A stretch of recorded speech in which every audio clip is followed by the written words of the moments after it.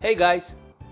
Here is the most expected version of Apple phone, iPhone XR, which is really underestimated and I believe will be the most wanted on the market due to its low price.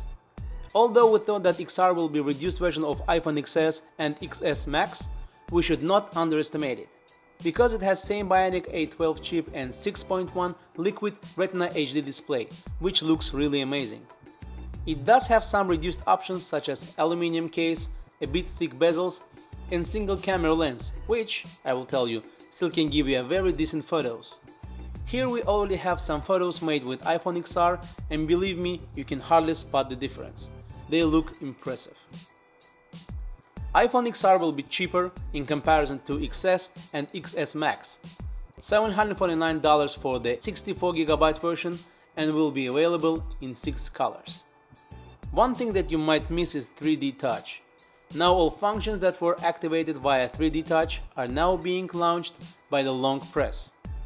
But I am fine with that as long as it saves me $250. As of performance, the phone is great for gaming and is super fast.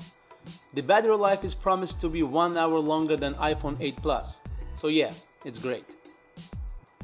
Are you ready to wait one more month to get yourself the XR version?